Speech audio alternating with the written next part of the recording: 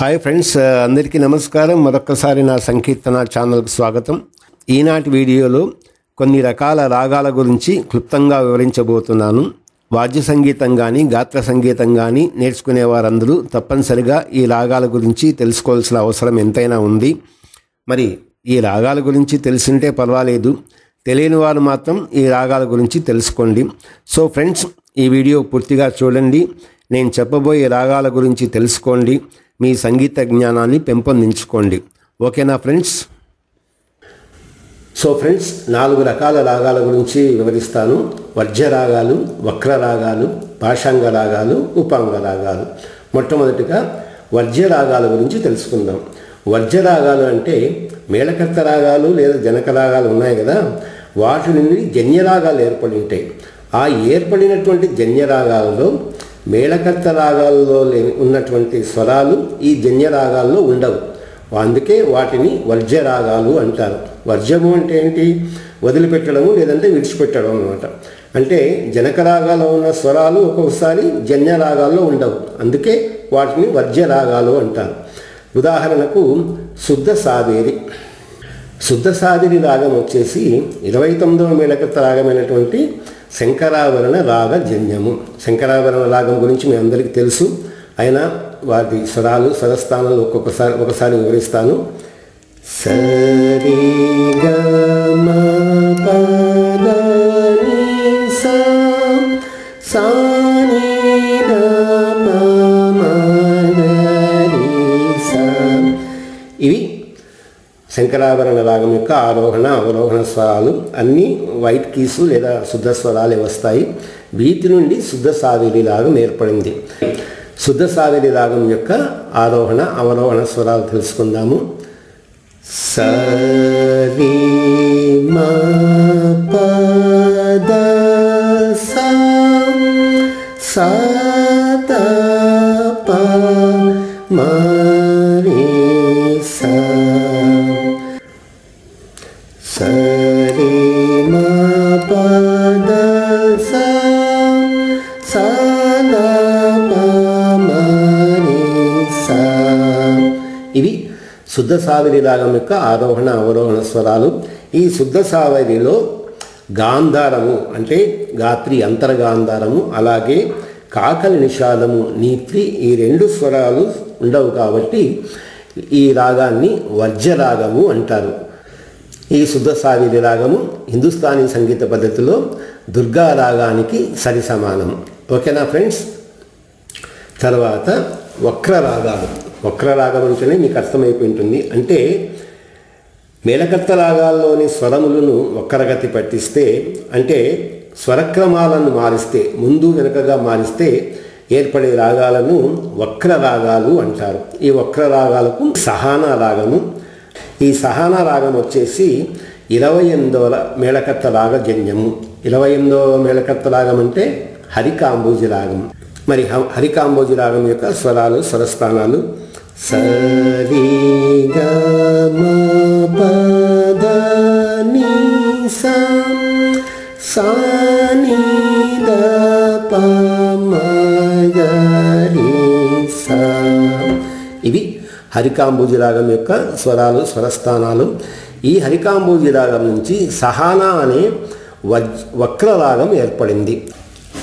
సహానా రాగం యొక్క ఆరోహణ అవరోహణ స్వరాలు సరి గ మ ప మ ద ని సా సా రి గ మ ప మ.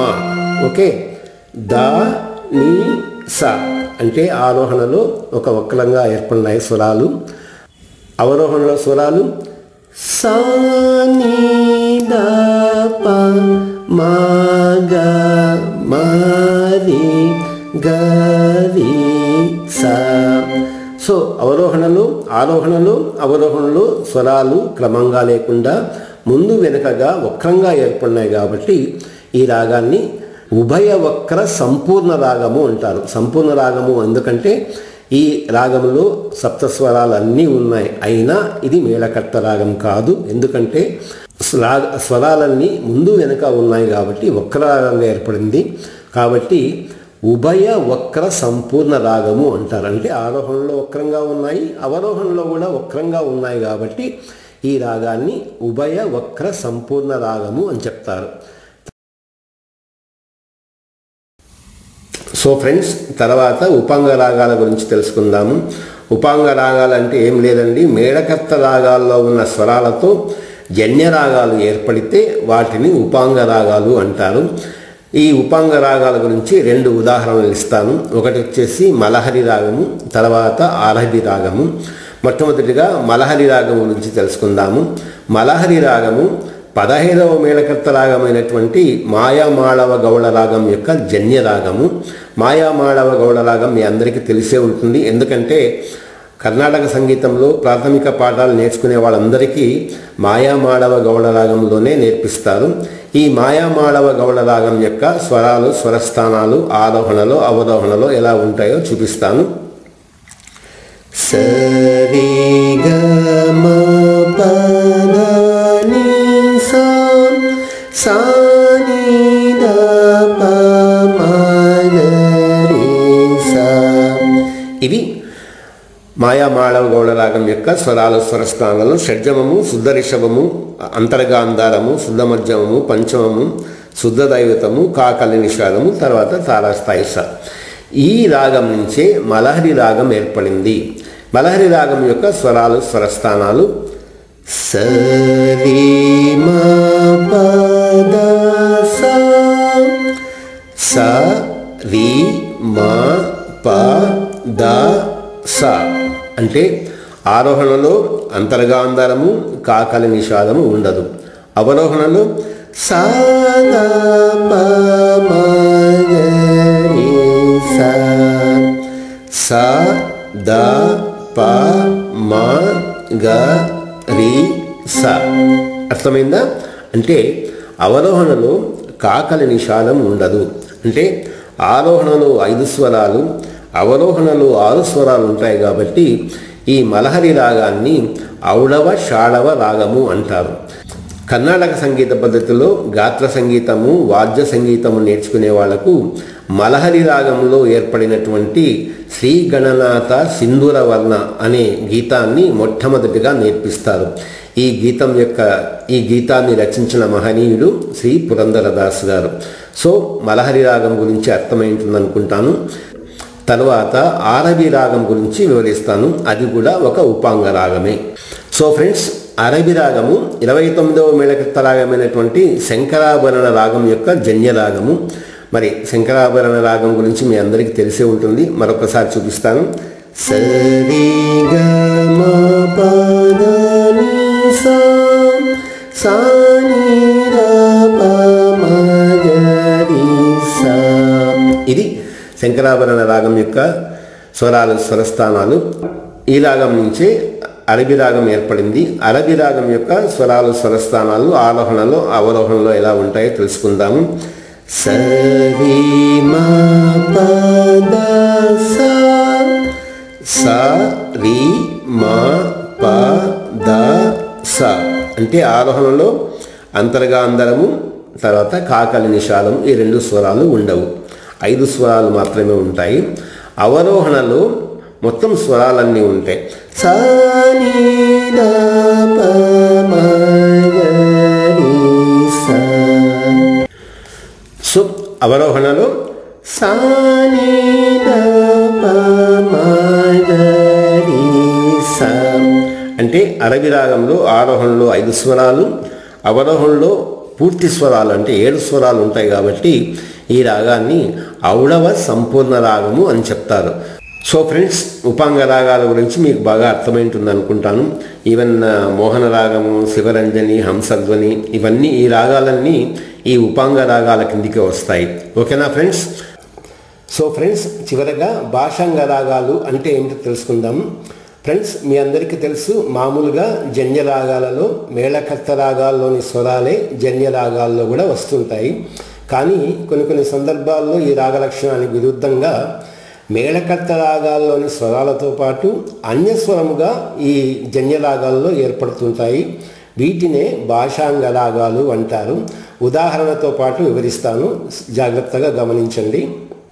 ఈ భాషాంగ రాగంలో ఉదాహరణగా బిలహరి రాగాన్ని తీసుకుంటున్నాను. బిలహరి రాగము 29వ మేళకర్త రాగమైనటువంటి శంకరాభరణ రాగం యొక్క జన్య రాగము. ఇంకా మీకు శంకరాభరణ రాగం గురించి చెప్పాల్సిన అవసరం లేదు. బిలహరి రాగం యొక్క ఆరోహణ అవరోహణ స్వరాలు సరి గ పద స సా ని ద ప మ గ రి స. బిలహరి ఆరోహణ స్వరాలు స రి గ ప ద స. మోహన్ రాగంలో కూడా ఇవే స్వరాలు వస్తాయి ఆరోహణలో. షడ్జమము, చతుశ్రుతి రిషభము, అంతరగాంధరము, పంచమము, చతుశ్రుతి దైవతము, తారాస్థాయి స. ఇవి ఆరోహణ స్వరాలు. అంటే శుద్ధ మధ్యమం ఉండదు, తర్వాత కాకలి నిషాదం ఉండదు. ఓకేనా? ఈ రెండు స్వరాలు శంకరాభరణ రాగంలో వస్తాయి. అవరోహణలో సా ని ద ప మ గ రి స. అర్థమైందా? అంటే ఆరోహణలో 5 స్వరాలు స రి గ ప ద స. అవరోహణలో పూర్తి స్వరాలు వస్తాయి. ఆరోహణలో శుద్ధ మధ్యమము, తర్వాత కాకలి నిషాదము ఉండదు. అవరోహణలో మొత్తం స్వరాలు 7 స్వరాలు ఉంటాయి. కాబట్టి ఈ రాగాన్ని ఔడవ సంపూర్ణ రాగము అని చెప్తారు. మరి ఈ బిలహరి రాగాన్ని భాషాంగ రాగంగా ఎందుకు వర్ణిస్తారంటే, ఈ బిలహరి రాగం యొక్క రాగాలాపనలో నీటు అంటే కైసిక నిషాదం వస్తుంది. జనక రాగమైనటువంటి శంకరాభరణంలో నీటు లేదండి. జనక రాగంలో నీత్రి ఉంది. నీటు అంటే కైసిక నిషాదము అన్యస్వరంగా వస్తుంది. కాబట్టి ఈ బిలహరి రాగాన్ని భాషాంగ రాగంగా వర్ణిస్తారు. అర్థమైందనుకుంటాను. ఈ రాగంలో ప్రసిద్ధి చెందినటువంటి స్వరజతి ఉంది. బహుశా మీ అందరూ నేర్చుకునే ఉంటారు. రారవేణు గోపాబాల అనే స్వరజతి ఈ బిలహరి రాగంలోనే ఏర్పడింది. ఓకేనా ఫ్రెండ్స్? ఇంకా భాషాంగ రాగాల గురించి చెప్పాలంటే కాంబోజి రాగం ఉంది, భైరవి రాగం కూడా ఉంది. ఇప్పటికే ఈ వీడియో చాలా లెంగ్తీగా తయారైపోయింది కాబట్టి వాటి గురించి చెప్పడం లేదు. సో ఫ్రెండ్స్, భాషాంగ రాగాలు, ఉపాంగ రాగాలు, వజ్ర రాగాలు, వక్ర రాగాల గురించి పూర్తి ఉదాహరణలతో పాటు వివరించడమైనది. మరి ఈ వీడియో నచ్చితే దయచేసి లైక్ చేయండి, షేర్ చేయండి. మీ అమూల్యమైన అభిప్రాయాలు కామెంట్స్ రూపంలో పెట్టండి. ఒకవేళ నచ్చకపోతే డిస్లైక్ చేయండి, తప్పేం లేదు. ఎక్కడన్నా పొరపాటు జరిగింటే దయచేసి మన్నించి వాటిని పాయింట్అవుట్ చేయండి. ముందు వీడియోలో నేను సరిదిద్దుకునే ప్రయత్నం చేస్తాను. అందరూ వీడియోలు చూస్తున్నారు, లైక్ చేయడము, కామెంట్స్ పెట్టడం మాత్రం మర్చిపోతున్నారు. మీ కామెంట్స్ నాకు ఒక ఎనర్జీ లాగా పనిచేస్తుంది. కాబట్టి దయచేసి లైక్ చేయడము, కామెంట్ చేయడము మర్చిపోవద్దండి. నెక్స్ట్ వీడియోలో కొత్త సబ్జెక్ట్తో మీ ముందుకు వస్తాను. అంతవరకు సెలవు. మరి ధన్యవాదాలు.